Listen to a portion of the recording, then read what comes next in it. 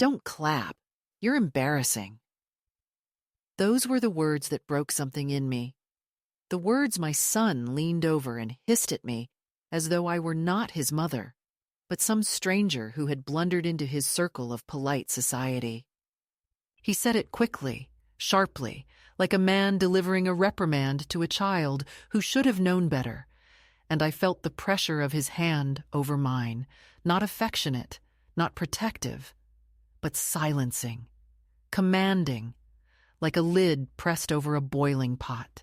I remember the way he held my hand down against the soft velvet of the armrest, the warmth of his palm not bringing comfort, but instead pushing me deeper into the chair, as though he wanted to make me disappear into the upholstery, a gesture that told me with more force than words that my presence was tolerated, but my joy was not. I was not allowed to show it, not allowed to let it spill from me, even though the music demanded release. I was 76 years old, and my hands had clapped for him when he was a boy playing piano scales badly in our living room. Clapped for his first hesitant role in a school play. Clapped for him when he crossed a graduation stage. Clapped when he brought his firstborn home and placed that tiny, wailing life into my arms. But there, in the grand opera house, under a ceiling heavy with chandeliers and centuries of music, I was told that my hands had no right to make noise anymore. I should explain who I am, though I hesitate, because part of me still wants to be known not by name or age, but by the sound of my heart when it rises to meet a voice on stage. But the truth is simpler. I am a widow, 76 years old, living alone in a modest apartment filled with books, photographs, and a record player that spins my memories back to life when I am brave enough to switch it on. I have 3 children, though I often feel as though I have none, because distance grows not just in miles, but in the quiet corrections, the little humiliations, the subtle ways they remind me I am old and inconvenient. But that night at the opera, I did not feel old. I felt alive, fully, like the girl I once was when my late husband took me to see La Traviata on a student discount, when we sat in the very last row and shared a program between us, whispering translations to each other, laughing softly when we missed a phrase, and crying openly when the soprano collapsed in her final aria. He used to squeeze my hand so hard during the crescendos that I thought I might break, but I never asked him to stop. I loved that pressure, that urgency, that unashamed surrender to sound. So when, all these years later, the orchestra swelled and the soprano's voice climbed like it was carrying me to the heavens, my hands lifted on their own, almost like wings, and I clapped with the rhythm of gratitude, the instinct of someone who has waited decades to feel music in her chest again. It was not loud, not rude, not premature. I clapped because my body demanded it, because joy needs exit as much as breath needs escape. Yet to my son, it was vulgar, embarrassing, unfit for the careful image he had constructed of himself as a sophisticated patron of the arts. He leaned close, and in that whispered rebuke, I heard not just the correction of a small social misstep, but a lifetime of dismissal. Don't clap, don't laugh too loud, don't tell that story again, don't wear that dress, don't speak when no one asks, don't remind us that you still live, don't make us notice you.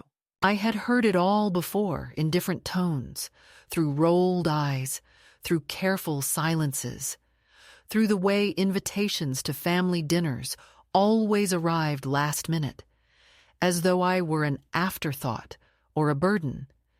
But somehow, this command cut sharper. Because it came at the moment when I felt most like myself, when I was not waiting in a kitchen to be told dinner was ready, not sitting quietly on a sofa while others talked over me, but when I was lifted by music into a place where I could forget my age, my loneliness, my invisibility. To be dragged back down with those words was crueler than if he had simply ignored me. And yet, in the very same instant, something unexpected happened. The conductor, white hair flying, coattails whipping like wings, turned his head sharply toward our row, his baton suspended midair, and he pointed at me. Not at my son, not at the well-dressed woman in pearls beside him, not at anyone else. At me, the old woman in a plain navy dress, sitting a little too upright because my back ached, but my spirit refused to sag. His eyes caught mine, and though the moment lasted no more than a heartbeat, it felt as though the entire hall had shifted its gaze. He did not scold, did not frown. He smiled a quick, knowing smile, and then lifted his arms again and drew the orchestra back into the storm of sound. I froze, caught between shame and wonder. My son's hand tightened over mine, furious now, but I could still feel the weight of that baton, the silent acknowledgement that someone had seen me, that my applause, far from being embarrassing, had mattered enough to be noticed. That moment has lived with me since, haunting and healing in equal measure.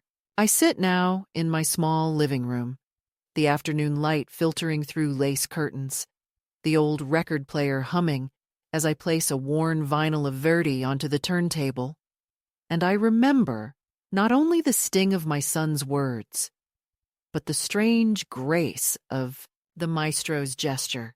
It is a cruel trick of life to find recognition from strangers while being silenced by those you birthed, but it is also, perhaps, a gift, because it forced me to look beyond the narrow frame in which my children keep me and see that there is still a world that notices, still a stage that responds, still a place for my voice and my hands and my presence.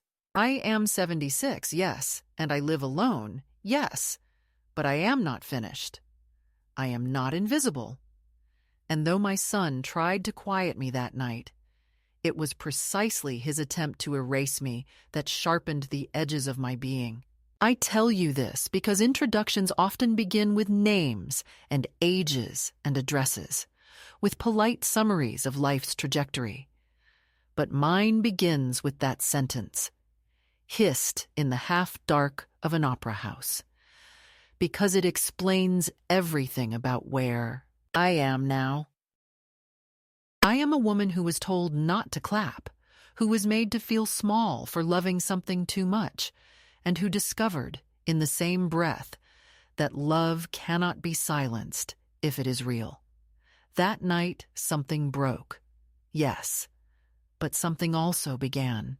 The true catalyst, the moment that reshaped the map of my heart, did not arrive in the first sting of my son's whispered command, though that was its prelude, nor in the fleeting kindness of the conductor's pointed gesture, though that was the spark, but rather in the silence that followed, in the heavy, suffocating aftermath when I realized what had actually happened in that grand hall.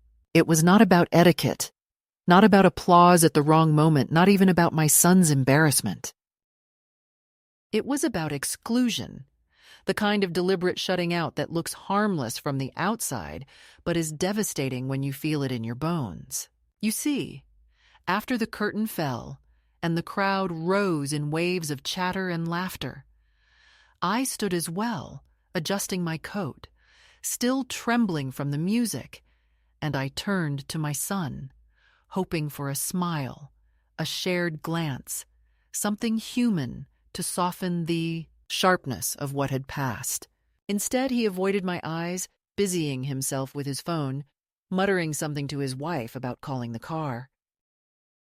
He walked a step ahead, leaving me to follow behind like a guest who had overstayed her welcome. And as we moved with the crowd through the gilded corridors, I realized I was invisible to him, not just in that moment, but in his life. I was an accessory, a tag-along, someone to manage, not someone to cherish. When we reached the outer doors, the night air was cool and rich with the scent of rain on stone. Cars pulled up in a neat procession, doors opening, engines humming, women slipping in with practiced grace. My son's car arrived, and he opened the door for his wife with a polite half-bow that made me ache with memory. For I remembered when he used to open doors for me, when he was a boy eager to show his strength. He did not extend the same courtesy to me now. I slid into the back seat alone, and as the city lights smeared across the window, I heard them talking in low voices in the front. Voices pitched carefully away from me, as though I were deaf or already gone. I pressed my hands together in my lap, the same hands that had once washed his clothes, cooked his meals, signed his permission slips, and I thought of how strange it was that the only time those hands had dared to clap freely in years they had been shamed into stillness. That was the true betrayal. Not just the silencing, but the rewriting of my role from mother to liability. Back at their house, which was polished and cold, with its granite counters and spotless glass, they poured themselves wine and left me with tea. I sat in the corner of the sofa listening to them argue softly about logistics for the next day, meetings, carpools, schedules, and it struck me with force that they lived in a world where my only function was to fit in quietly, or not at all. When I finally rose to say goodnight, my son gave me a distracted peck on the cheek, his eyes never lifting from the glowing screen in his hand. And my daughter-in-law smiled politely, the way one smiles at a tenant who pays rent on time but is otherwise unremarkable. I went to the guest room, a space that smelled faintly of lavender polish and had no trace of me in it.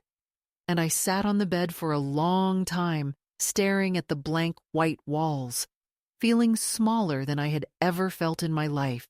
But the true catalyst was not even the humiliation of that night. It was the morning after, when I sat at their kitchen table with my cup of tea, while they prepared for the day. My son, in his crisp suit, rattled off plans about clients and presentations.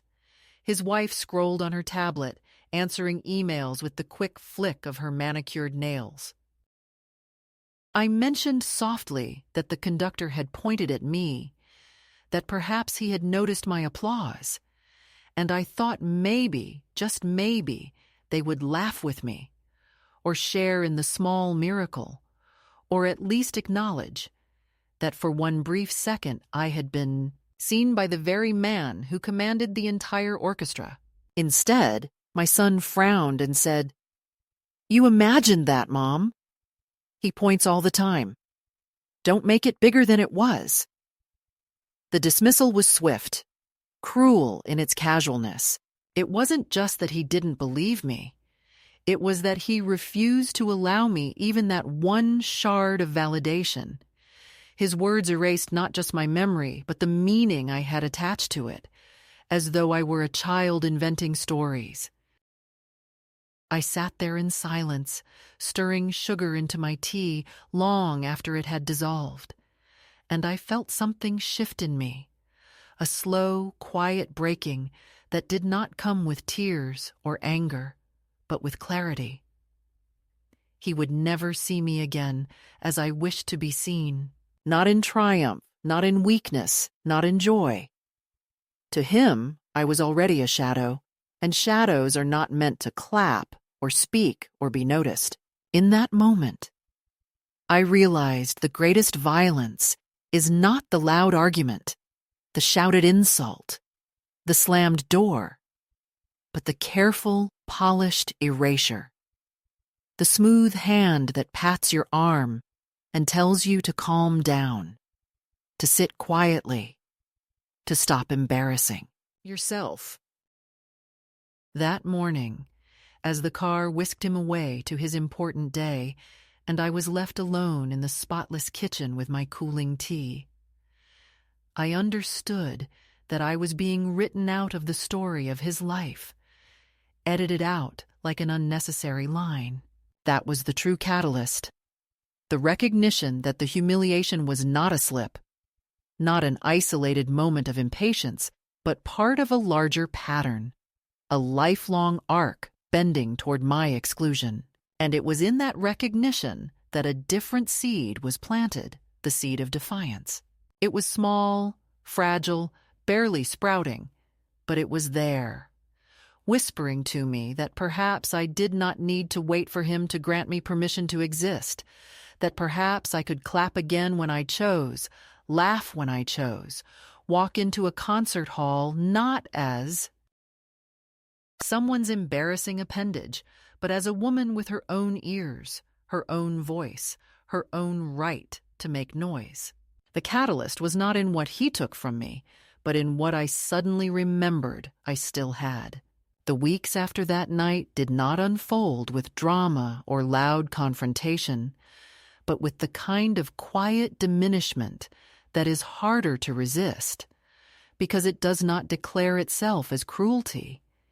It arrives in gestures that could almost be mistaken for practicality or absent-mindedness, yet I felt them as erosion, as the gradual scraping away of the little corners where I still lived. My son never spoke again of the opera, never mentioned the conductor's smile, never acknowledged my applause or his rebuke. He simply began to organize his life in such a way that I was no longer included in the places that mattered most to me. He and his wife continued to attend performances. I would see the tickets lying on the counter, glossy programs tucked into handbags, and when I asked about the music or the performers, they would answer politely but vaguely, as though discussing the weather with a neighbor, and they never offered to take me again. The silence around those outings was complete, and I learned soon enough that the message was simple. I was not welcome in that world any longer. At first, I tried to convince myself that perhaps they assumed I was tired, that the late nights were too much for me, that they were sparing me the strain. But that lie dissolved when I overheard them one evening whispering in the kitchen while I folded laundry in the next room.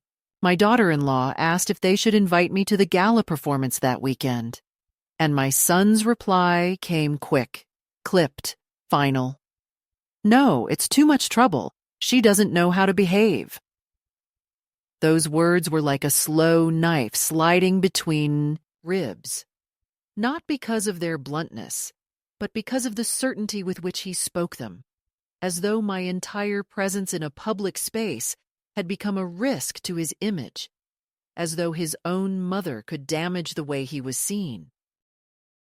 I folded the towel in my hand so tightly that the fabric trembled, but I made no sound, and I realized then that silence had become my defense, my shield against a reality that did not want me. Life in their house, where I was staying for a season because they insisted it was safer than my apartment after a fall, grew narrower by the day. The guest room felt less like a refuge and more like a waiting room in a building where no one ever came to collect me. I spent hours looking out the window at the street, watching other people come and go, children racing bicycles, women carrying groceries, couples walking hand in hand. And I thought about how many years I had lived at the center of life's noise. Cooking meals, bandaging scraped knees, staying up through fevers, cheering from bleachers, and how easily I had been moved from the center to the margins, as though I were furniture to be placed in a corner where it would not interfere with the design of the room. My contributions were invisible now, my presence tolerated but never celebrated. The escalation was not loud, but it was relentless. At family dinners, when neighbors or colleagues came by, introductions shifted subtly. I was not my mother, but this is Mary, delivered with a casualness that stripped the title of its weight.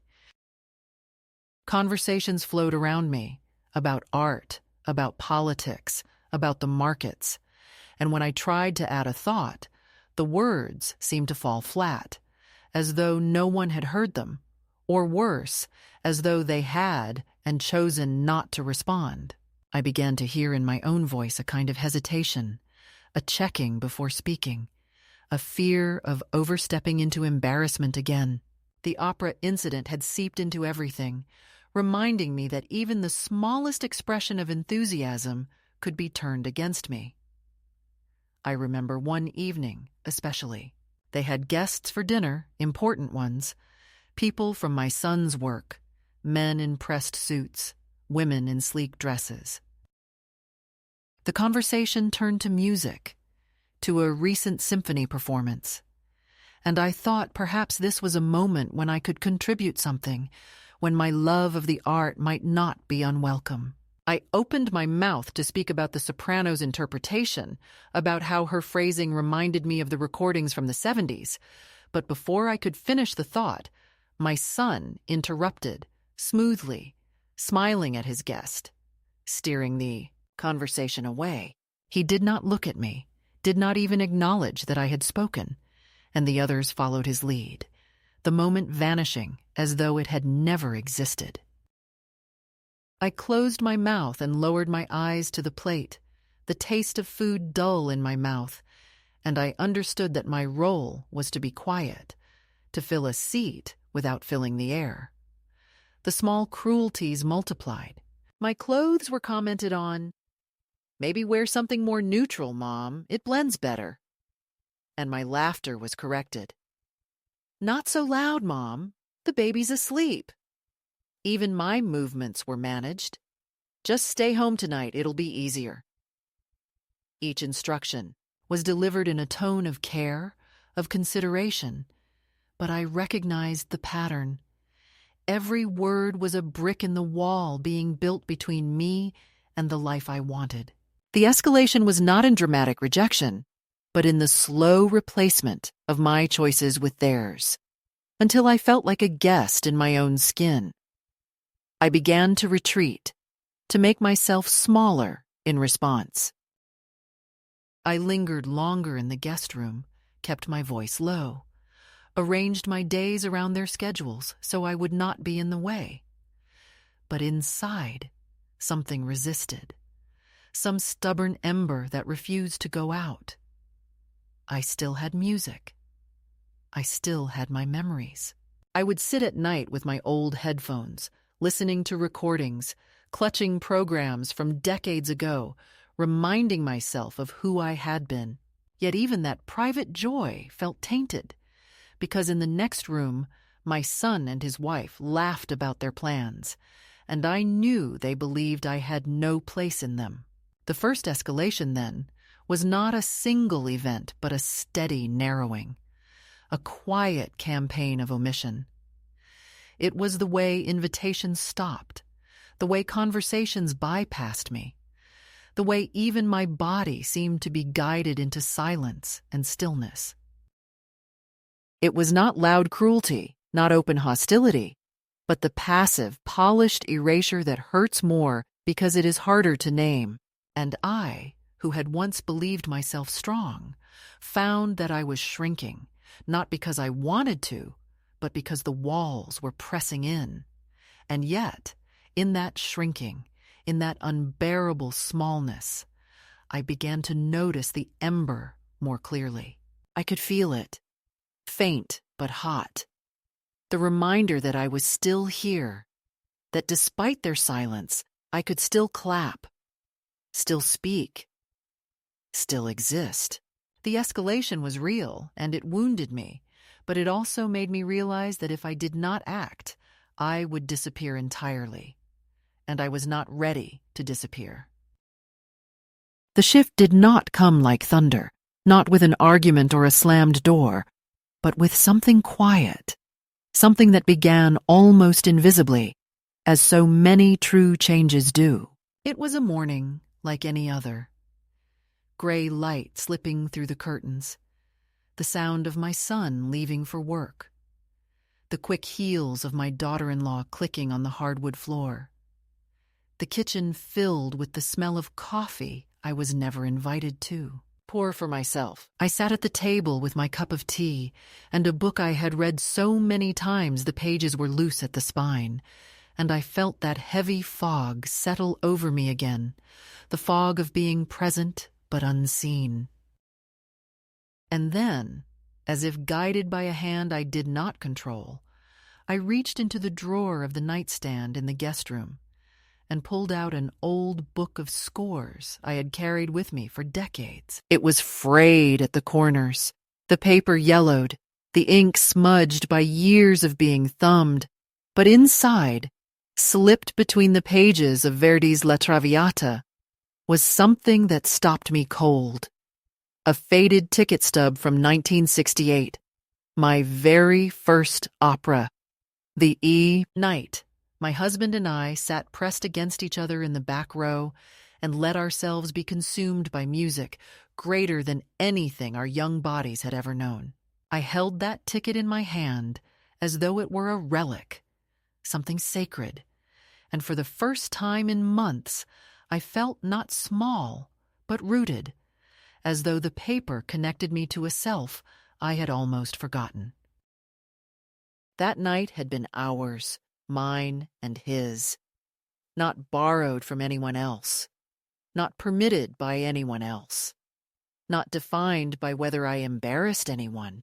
It had been joy, pure and unashamed, and remembering it filled me with a kind of defiance I had not felt since before my children grew old enough to believe they were the ones who knew better. I realized then that I did not need my son's approval, his tickets, his invitations. I still had a pulse. I still had hands. I still had the ability to walk into a hall and claim a seat, not as someone's mother, not as someone's burden, but as myself. The next day, while they were both at work, I took the bus into the city. It had been years since I had done something so ordinary alone, years since I had looked at schedules, bought a ticket, found my way through crowded streets without someone rushing me along. My knees ached, my back protested, but each step felt like a small reclamation, like I was proving to myself that I had not yet been erased. I walked past shop windows, past women, younger than my children, carrying bags of expensive clothes, and I thought, I do not need to dress like them. I do not need to move like them. I only need to arrive at the place that has always made me feel alive. At the box office of the Opera House, I waited in line behind a pair of students arguing about seating, and when my turn came, I asked, with a voice that trembled only slightly, for one ticket. Not the gala, not the box, not the polished event my son would have chosen, but a simple seat in the parlor, close enough to see the performer's breath. The woman behind the counter gave me a look I could not decipher, pity perhaps or surprise, but she printed the ticket and slid it toward me. I held it as though it were a passport, proof that I was still allowed to cross into a world of sound without permission from anyone else. That evening, I dressed carefully. Not in anything new, nothing fashionable, just the navy dress I had worn the night my son scolded me, because I wanted to reclaim it, to remind myself that the shame was not mine. I pinned my hair back, applied a touch of lipstick, the same shade I had worn in my 30s, and when I looked in the mirror, I did not see an old woman in exile. I saw someone who still had the right to arrive. I took the bus again, clutching my handbag, the ticket safe inside, and when I stepped into the grand lobby, I felt the same nervous exhilaration I had felt as a young bride. I belonged there, not because my son had granted me entry, but because I had come on my own.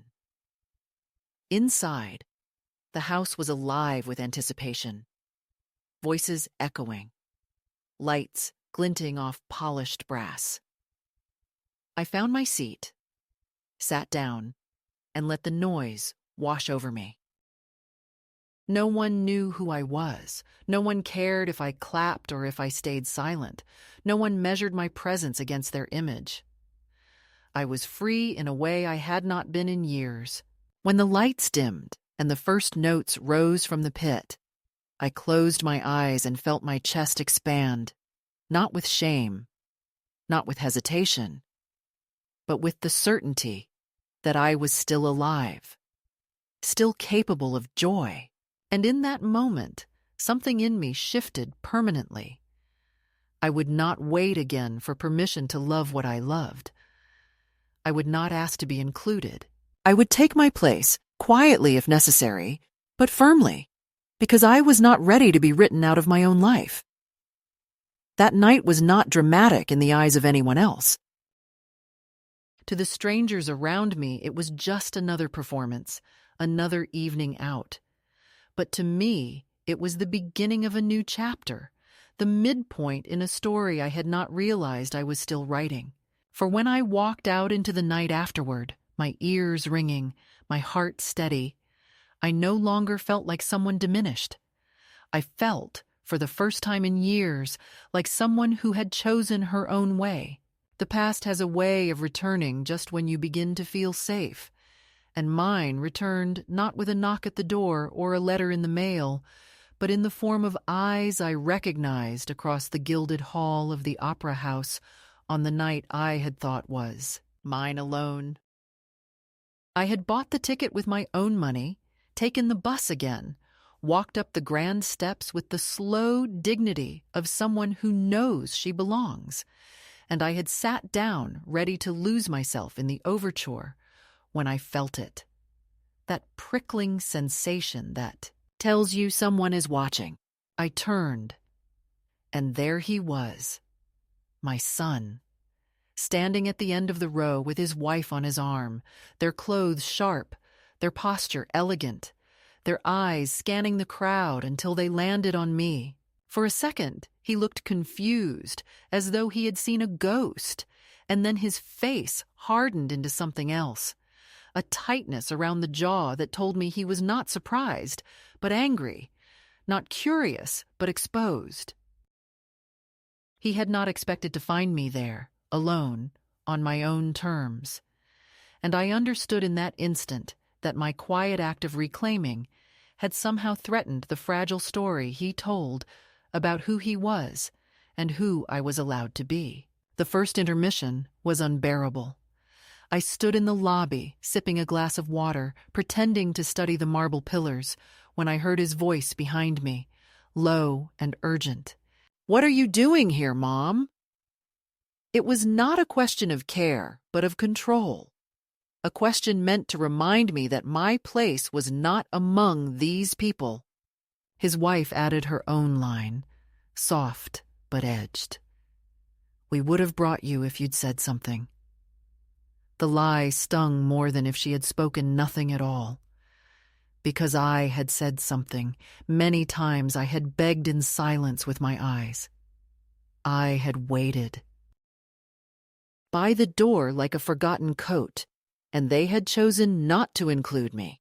I turned slowly, feeling the weight of every year in my spine, and I said, as evenly as I could, "I am here to listen to music."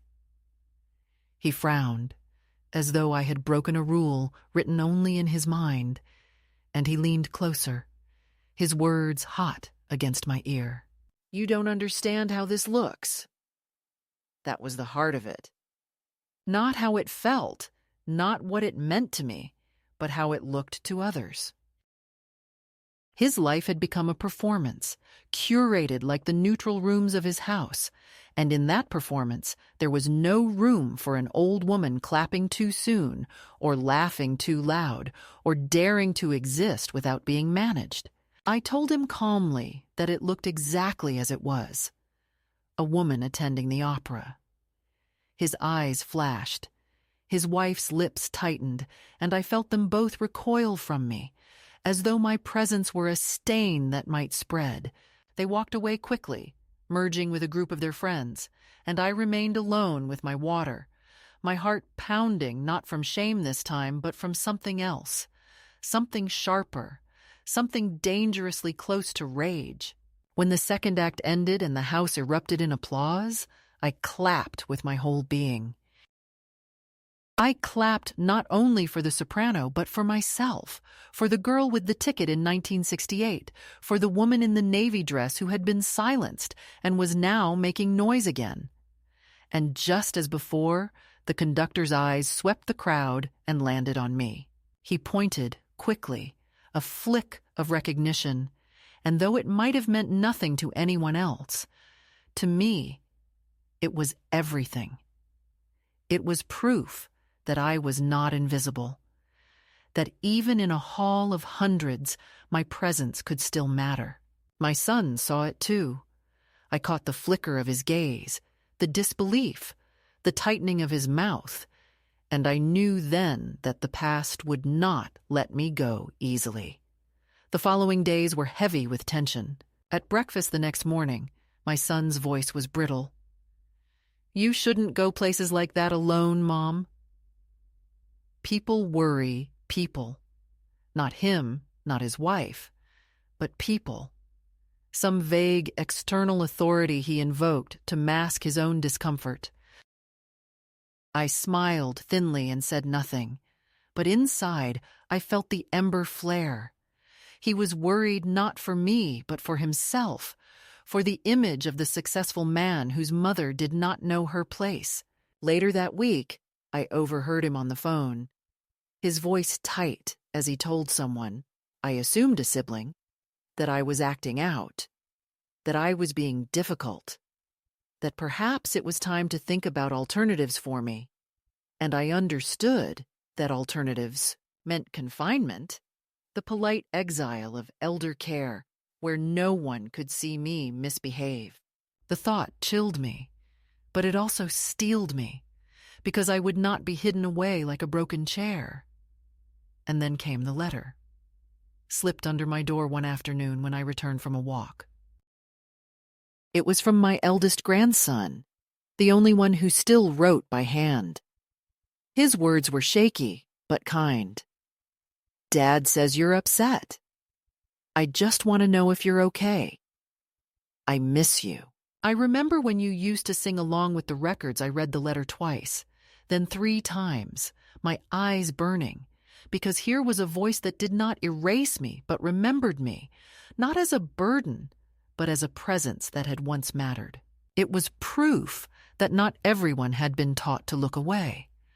I folded it carefully and tucked it into the book of scores, pressing it between pages as though to preserve both memory and hope. But the escalation did not stop. A week later, at the cafe where I sometimes lingered with a notebook, I saw her, my daughter-in-law, standing outside, her coat too fine for the drizzle, her eyes scanning the room.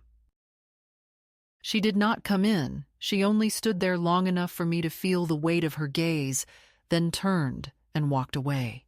I understood then that I was being watched, monitored, that my small steps toward independence were being tracked as though they were crimes. When I returned home, my son's tone was sharp. "You need to tell us where you go. We can't have you wandering, as though I were a dog off leash, not a woman taking the bus to hear music." I said nothing, but inside I made a decision. If they insisted on calling my freedom wandering, then I would wander further, wider, until they could not follow. The second escalation was not just about exclusion, but about pressure, about the way the past tried to pull me back into silence each time I lifted my head. They did not scream, they did not strike, but they erased, they corrected, they watched, and they whispered. And every act was a reminder that in their eyes I had become less than myself. But the more they pressed, the more I felt that ember glow. The more I remembered the conductor's baton pointing at me, the smile that told me I was not entirely gone. And so I began to plan, not loudly, not rashly, but quietly, with the patience of someone who has been underestimated for too long. I would not let their version of me become the final story. I would not let their silence bury my voice. If the past had come back to test me, then I would answer not with apology, but with defiance, because I was not done clapping. Not yet. Not ever. The moment of climax, the irreversible turn, arrived not in silence, but in the roar of an audience, in the flood of applause that filled the opera house like a storm breaking after days of oppressive heat. It was a night I had chosen entirely for myself, a performance I had circled on the calendar with deliberate defiance, and I had dressed not for them, not for my son or his wife or any stranger, but for me. I wore the navy dress again, the one that had been shamed but which I now claimed back, and over it I draped the shawl my late husband had bought for me at a market in Florence, its threads still faintly scented with cedar. I walked into the hall alone, carrying my ticket like a declaration, and I found my seat among strangers who looked through me but did not attempt to erase me. When the curtain rose and the first notes pierced the air, I felt that ember inside me blaze into something steady, not a flicker, but a flame. The soprano's voice climbed higher and higher, and I thought of all the years I had been told to quiet myself, to make less noise, to take up less space, and I felt a decision forming inside me, clear and unshakable. I would not be silenced again. And when the final aria came, when her voice broke into a cry so pure it seemed to tear through flesh and bone, I rose from my seat before anyone else, my hands lifting as if on their own, and I clapped with everything left in me. It was not a polite clapping, not the kind that blends into the crowd. It was sharp, insistent, unapologetic. My palms stung, my arms ached, but I did not stop, and for a long, suspended moment, it felt as though I were the only one in the hall, the only sound echoing beneath the chandeliers. And then, just as it had happened before, the conductor's eyes swept the sea of faces and landed on me. This time, he did not just point. He bowed his head slightly in my direction, an unmistakable gesture, and the audience, as though guided by some unseen signal, followed my lead and rose with me. The hall erupted in ovation, hundreds of hands clapping, feet stomping, voices cheering, and yet in the chaos, I felt a stillness in myself, the calm certainty that I had reclaimed something that no one could ever take back. I saw my son then, 2 rows away, his face frozen, his wife's hand gripping his arm as though to steady him. He had wanted me invisible, silent, managed, and yet here I was, not only seen but acknowledged by the man who commanded the stage, by the entire audience who had unwittingly followed my gesture. It was a reversal so complete that I almost pitied him, because I knew this moment would lodge in his memory like a splinter he could never remove. He turned away quickly, his jaw tight. But it did not matter. His disapproval had lost its power. I had made my noise, and it had been amplified by the hall itself. Afterward, as the crowd spilled into the lobby, voices buzzing, programs fluttering, I walked with a steady step, my chin lifted. People glanced at me, some with curiosity, some with admiration, none with the dismissive glance of embarrassment my son had cast upon me. One woman, younger than my children, touched my arm lightly and said, "You were the first to stand. Thank you." It was brave. I smiled at her, not because I needed her approval, but because her words were proof that I had not imagined it, that my presence had rippled outward, When I stepped outside, the night air was cool, damp with the promise of rain, and I stood on the grand steps for a long moment, breathing it in. My son walked past me, his wife at his side, their eyes fixed forward, their silence louder than any words. He did not offer me a ride, did not even pause, and I let him go without calling his name. That was the irreversible act. Not the clapping itself, but the refusal to chase after him, the refusal to apologize or explain. I turned the other way, toward the bus stop, and I felt lighter than I had in years. On the ride home, I replayed the moment in my mind, not as a fantasy, but as something real, tangible, etched into the fabric of my life.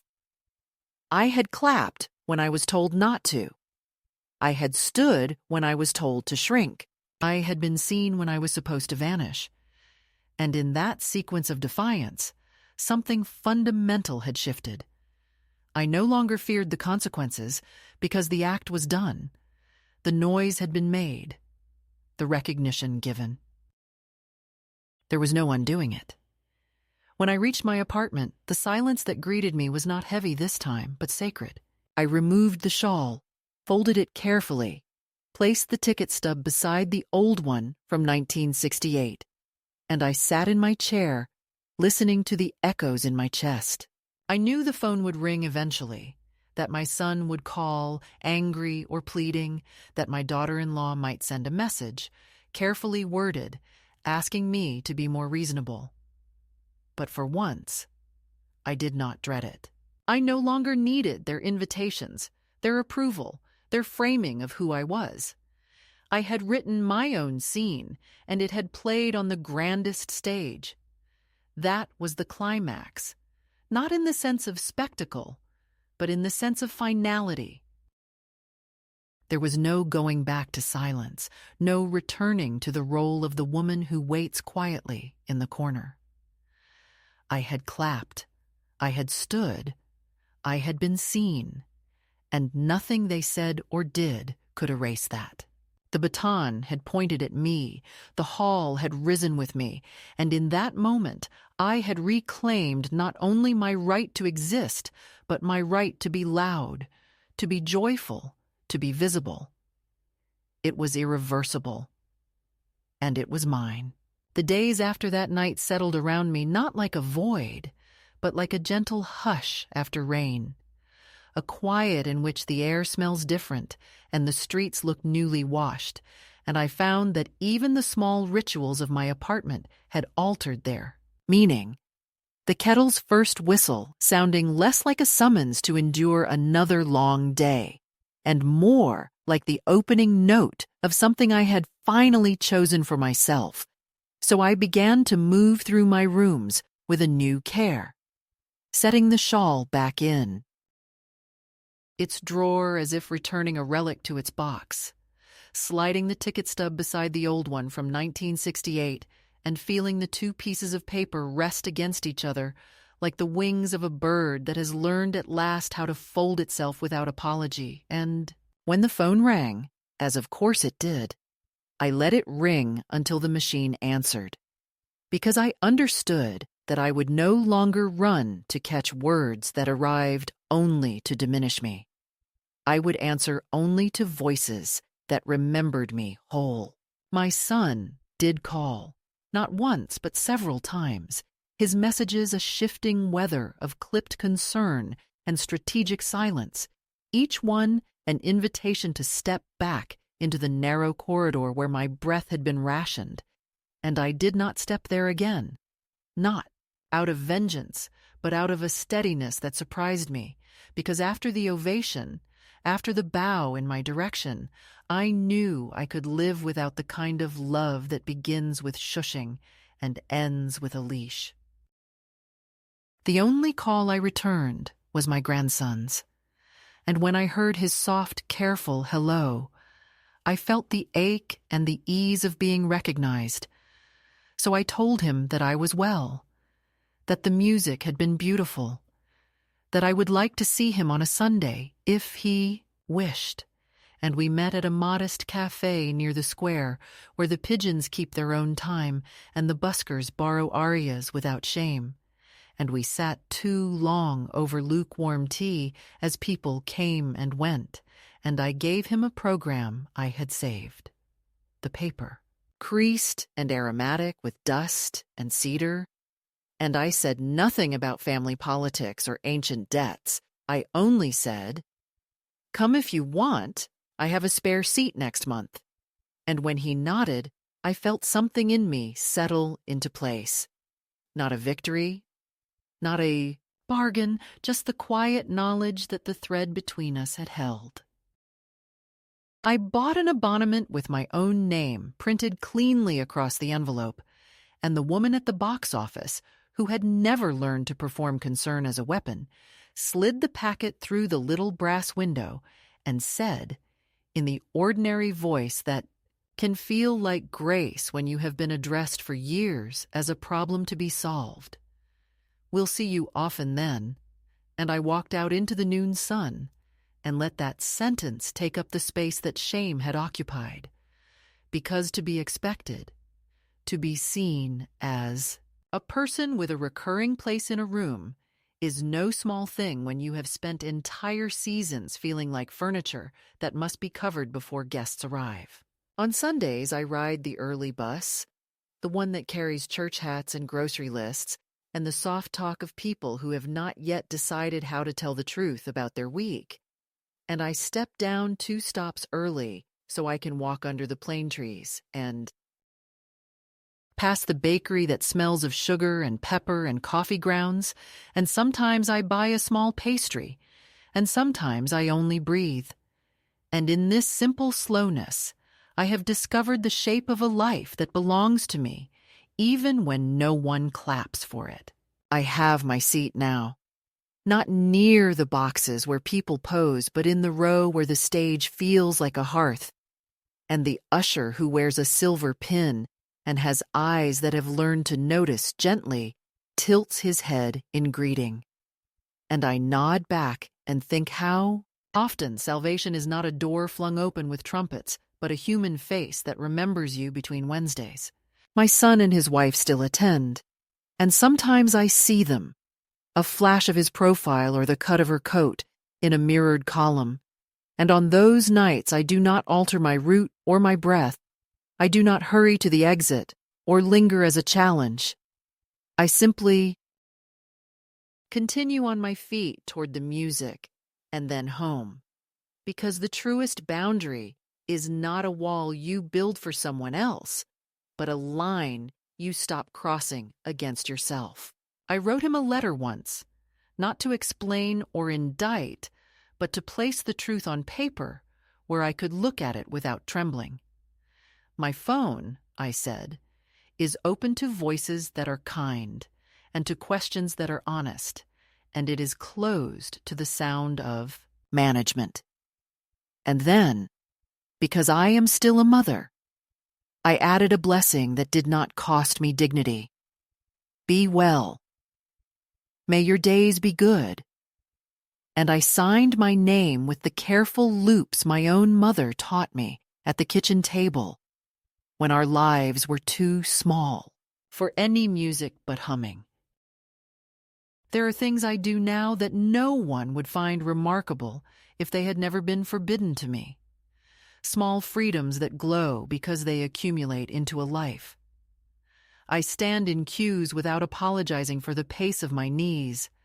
I take the long way through the park to see the fountain throw itself into the air and fall back laughing.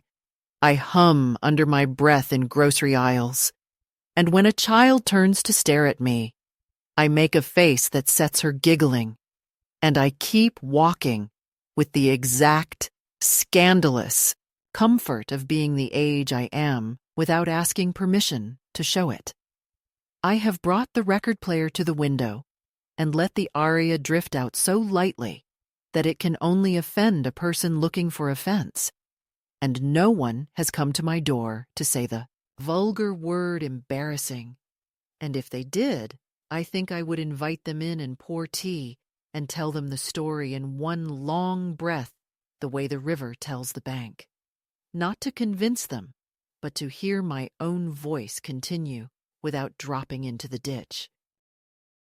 On my dresser, there is a small box with tickets tucked in like folded birds, and beside it, the old stub from 1968 and the new ones from this season. And when I lay them side by side, they do not compete or cancel. They complete. Two ends of a staff.